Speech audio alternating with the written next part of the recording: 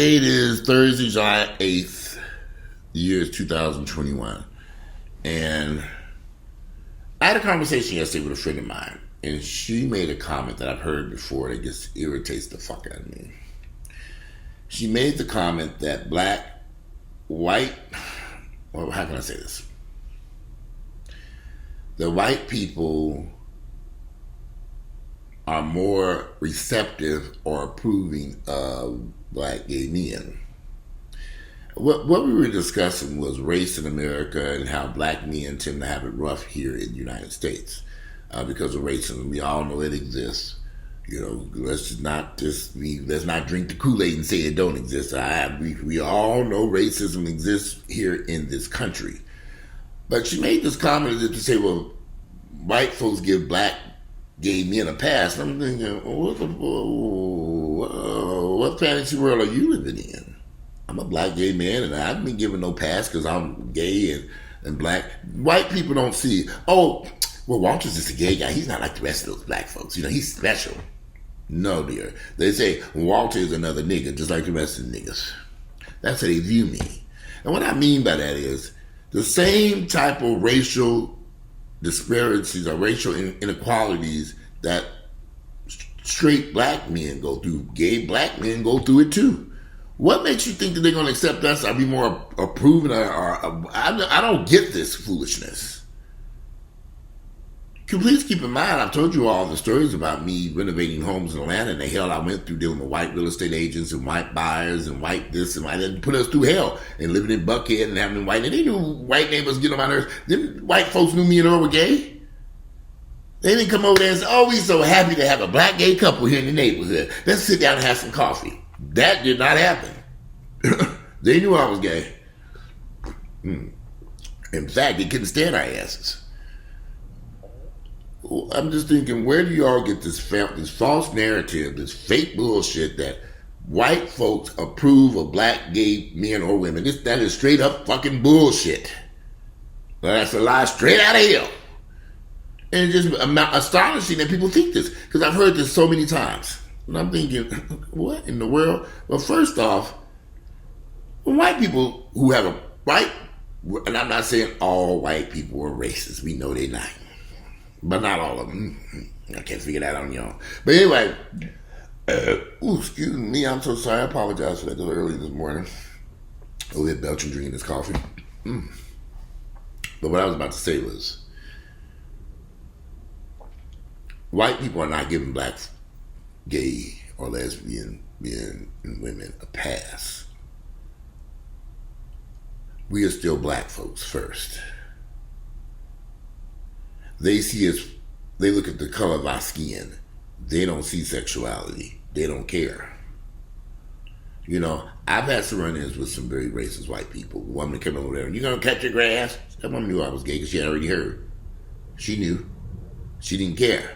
She wanted to make sure, is the grass gonna be cut? You gonna cut your grass? Oh, ignorant heifer. I know what I know, I to slap the shit out of their ass now. So, I wish you all would stop this narrative. And I've heard this on Facebook and Instagram, and Twitter should have never gave you niggas the internet. Because I listen to this bullshit on social media, and I think to myself, y'all are some straight up fools. If y'all think that these white folks are going to be more approving and more, I can't even think of the words to even say because somebody's black and gay, you a motherfucking lie. It's the same treatment. Have I been followed around at stores? Yeah, I don't care. I'm going into stores shopping. They're looking, I don't know why they follow me. I don't care. You know, really don't care. I've been kicked out of 7 banks here in Atlanta. 7 for banking while black. They didn't care I was gay. All they do is look at the amount of my money in banking, and they started harassing me. They knew I was gay. They didn't give a fuck. 7 banks told me, beat it, nigga. I had to go in there and wrestle, get my money, and go someplace else. They didn't give a fuck about me being gay or what, none of this other shit. Oh, we're going to give you a pass if you're gay, Walter. No, it don't work that way. Had me and Earl walked up to restaurants and couldn't get into them, I never forget, we were in Chicago one time. We walked up to this restaurant. We were going to go inside. And the guy at the door kind of looked us up and down and said, we don't have something he said real smart, Alec, like, and Earl was kind of, I wouldn't have, because he was looking at what we had on. We were on vacation. I know where it was. It was Laurie's Steakhouse in Chicago, and I don't even know if that place is still open now. And I lived in one in Los Angeles, and I had one in early. There was one in Chicago, if it's still open, Laurie's Steakhouse, the seasoning steakhouse, and they would let us in there at that place. And I was like, I can't remember what we had on. They were. This was years and years ago, back in 1996, somewhere up in there. I'm going to check to see if anybody knows, is Laurie's Steakhouse in Chicago still open? Are they still in business? Or are they gone? I don't even know if the one in Los Angeles is still open. But anyway, y'all need to stop this mess. They see black first. They don't care who you're sleeping with. They don't care how much money you got in the bank. They don't care what neighborhood you live in, or what car you drive, or what fancy neighborhood you in, or how big your house is, or whatever. They don't give a fuck.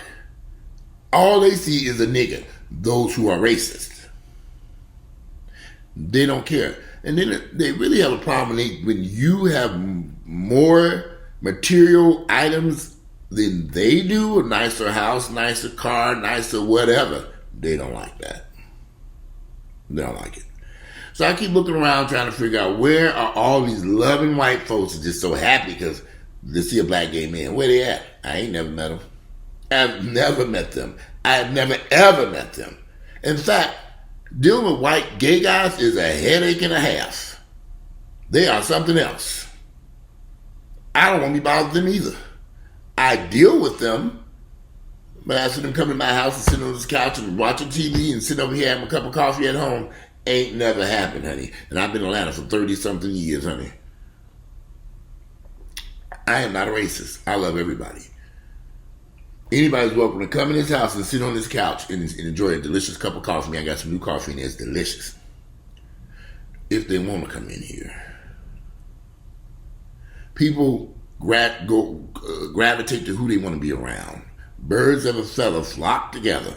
And then white folks stay in their circle, and black folks stay in their circle, and then everybody stays in their little. I don't have a problem with that. All this Martin Luther King had a dream, well, we live in the fucking nightmare of that damn dream.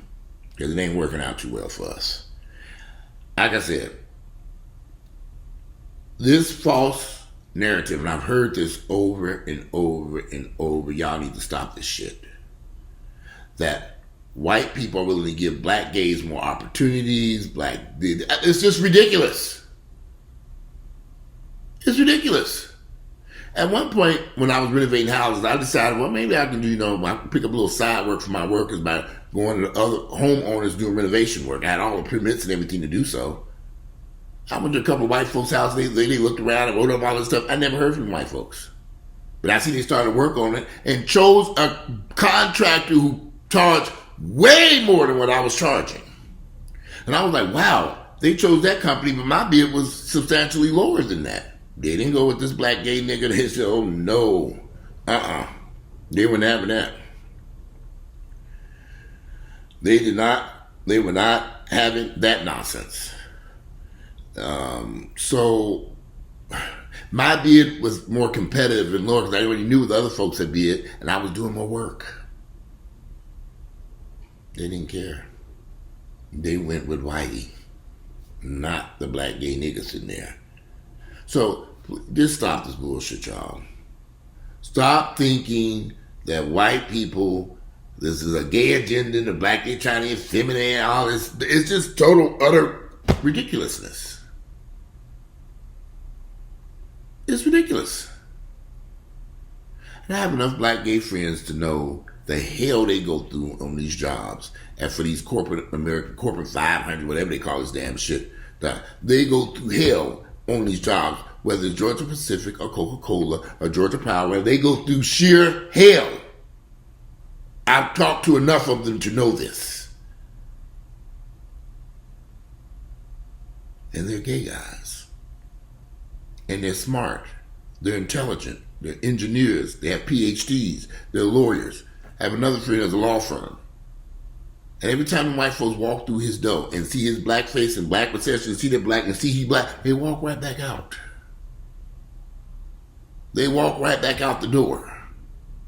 Have you ever been in a black-owned restaurant and you be sitting there eating and you see white folks walk in and they look and see all them niggas in there and they turn around and head back out the door? I have. I've seen it on numerous times. We be all sitting there just eating our food until they walk in the whole restaurant and go quiet. Like, who are these white folks? And the white folks like, and turn around and leave. Don't tell me you ain't seen that. I can take you to a couple of restaurants here in town, and you can see them white folks coming in. It was amazing because I went to breakfast at Barney's a few weeks ago. It was this breakfast place. I was trying to get in there. It was real popular here in Atlanta. Breakfast at Barney's. A friend of mine went down there and waited an hour, and I finally got over there with him because I was busy, and we got into the restaurant.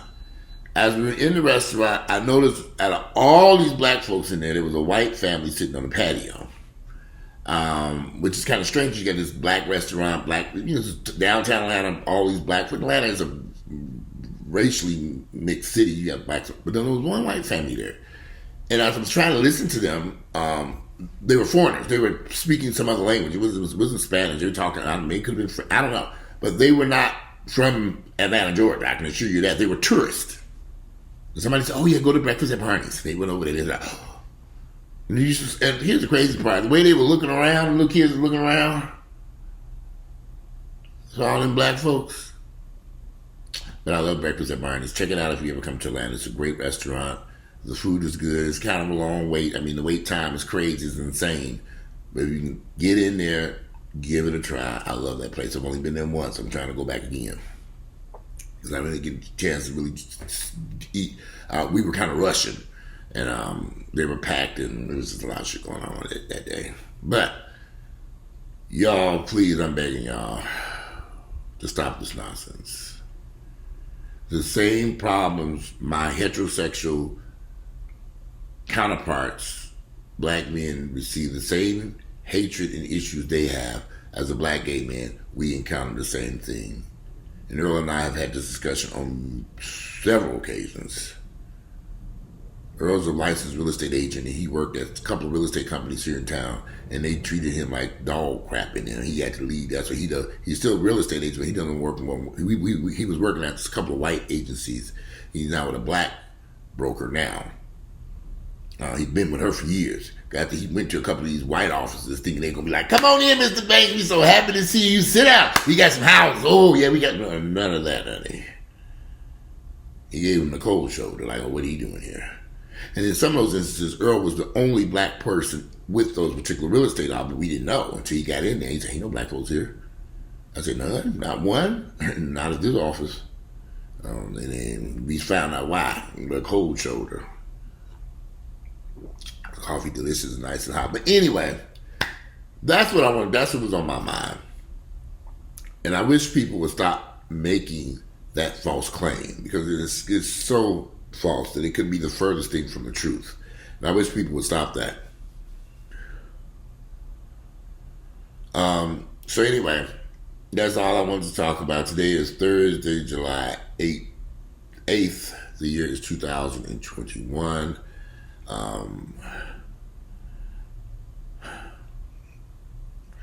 And I just wanted to make, hold on, we need to make sure. Sorry about texting, talking to my niece, make sure they get these vaccines. You know, that we ain't get no vaccine. She went and got hers after I stayed on her ass. You go get the vaccine. So she got hers, and I'm like, you need to get the rest of these niggas to get in line too, your brothers and sisters.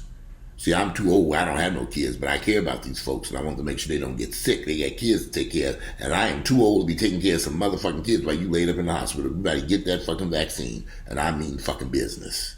Enough is enough. Y'all got kids to take care of. If something happens to y'all, who gonna take care of these kids? I'm 51 years of age. My mama's close to 70. Y'all damn near 80. She ain't gonna be able to take care of them kids, and I can't feel. No, y'all need to be alive and well to take care of them children you brought onto this earth. So go get that damn vaccine. I'm not playing. This is D-Day. Enough of the bullshit. Go get that vaccine and get it now, because nobody's gonna take care of these children but your damn self. I'm making it clear to them. We ain't having nobody, no Hamptons, Hamers, whatever we last name. We are going to be alive and well. No more of this COVID nonsense. Go get that vaccine so we can all sit back and take care of your children and live the long, healthy lifestyle. Because I'm not about to take care of nobody's kids. That is not on my agenda. But anyway, today is July 8th, Thursday, July 8th. The year is 2020. I'm out of here, and you all enjoy the rest of your day. And I'll see you all tomorrow.